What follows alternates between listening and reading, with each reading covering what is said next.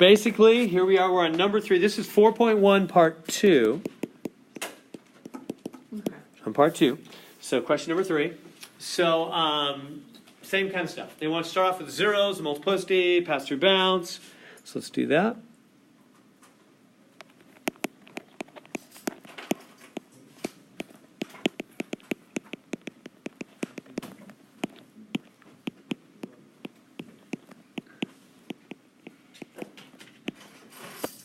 The main thing I want you to know here is that you cannot, is everybody good that you cannot factor?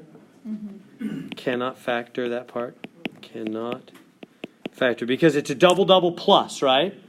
It's not x plus root 3, x plus, if that was minus in the middle, if that was x squared minus, or we did that one a few minutes ago, huh? I would do it. I would make it 1 plus 1 minus. That'd be great. That's all correct. But remember, the double plus is not factorable. So it has to just stay that way. Okay, so what are the zeros? What can you plug into this part to make it 0? 0. Well, just 0. And what's his multiplicity? 2. 2, the power on him. He bounces. And that makes him, it's even. So that makes him a bouncer. Okay, what's the next one? What do you plug into here to make this piece 0? 4. What's his power? Invisible understood 1. Which is odd, so that's a passer through. Okay, now what about this guy? What can you plug in here? Just because he doesn't factor doesn't mean he could do different things. So is there a number you can plug in there to make him 0? No, there's not. Right? Everybody see that? Because anything you plug in squared is going to be positive, even if you plug in a negative, huh? Squared things are always positive, and then you add 3, you're going to be above 0, aren't you? Anything squared is positive, add 3, you're not going to be 0. You're going to be above 0. So there's no more. So that's it. There's the only 2 zeros we have. Let's go ahead and put those on the graph. Get going with the graph here.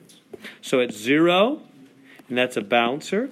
And at 4, 2, 3, 4, 0. And at 4, and 4 is a passer through. Okay, we're getting there. Now, can you figure out the end behavior?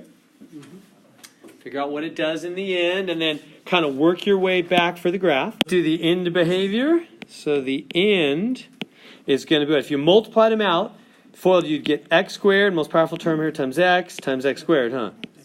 X squared times x squared, right? Yeah. X to the 5th? It's positive. There's no negatives in front of any. There's no negatives in front of any of those x's. It's positive. So that means it's going up. So it's positive, which is up. So in the end, the graph's going up, way off to the right of 4. It's going up, up, up. Okay, then we come back, it passes through. It bounces. So there's the general look of the graph. We good? We could do the max turning points. What's that going to be? Max TP. It's going to be the power. It's your degree, the highest power, minus 1. 5, which is right here, 5, huh? 5 minus 1, 4. Seems like they always come out 4, doesn't it? Anyway, max turning points 4. Okay, I'm only looking at one of them right there, but there might be others, might not. That's just the maximum, huh? At most 4. Could be 3 or 2 or 1 or none. Well, it couldn't be none. I guess there's got to be one there. But anyway, okay, now they're going to ask you to find those turning points, I guess. Let me go.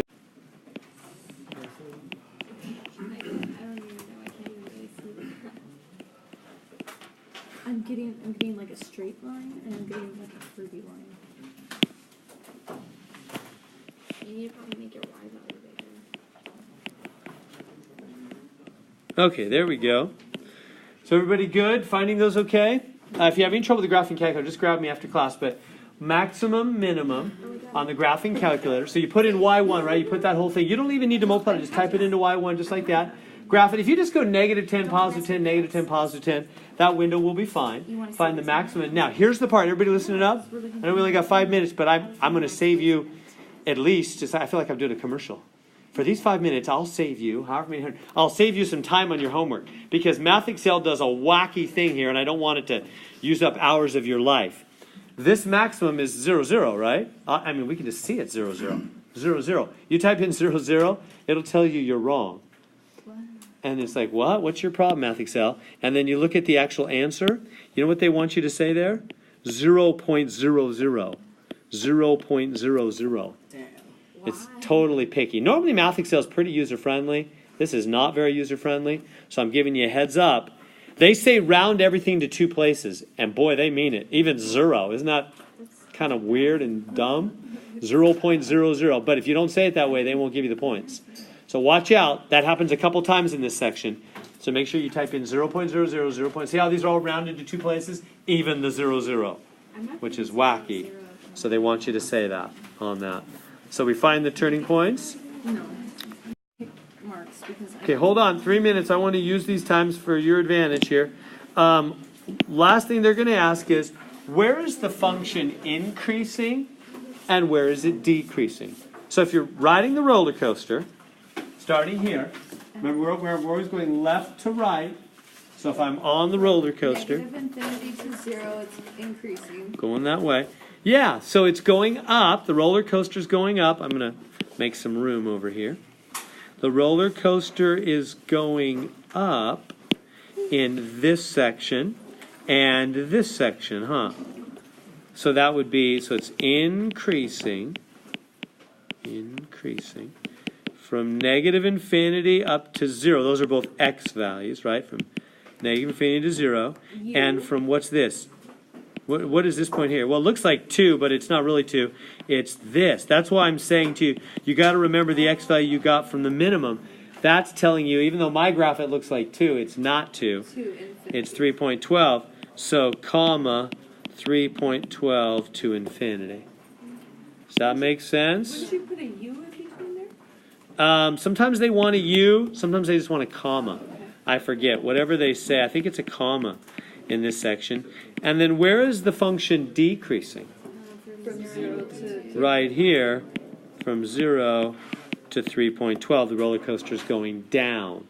So everybody's good. So it is important to find the maximum min on your graphing calculator because you got to have that x value because that's where it goes from decreasing to increasing. It's where it turns. Yeah, Rachel. I don't want us to put like brackets like on the 0. No, always parentheses for intervals. Remember we did that earlier because right at a point, right at the tip top, you're not really going up or down. You're right stationary for a second. So they don't want that included in the up or the down.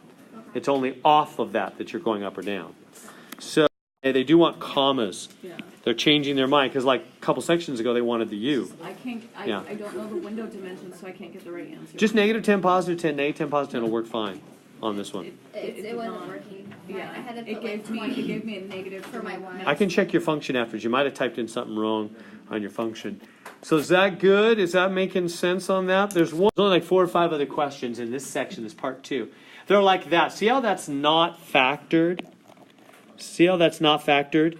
I would just, that's just use the graphing calculator. Because it's not factored. It's not parentheses, right? It's not factored. It's just all multiplied out. So we're just going to do it on a graphing calculator. To see how factoring is important to make us be able to do our by hand skills, that's why we're so obsessed with factoring. This one's not factored. We're not going to try to factor it. The numbers look terrible. Just use our graphing calculator, find everything that way on that one.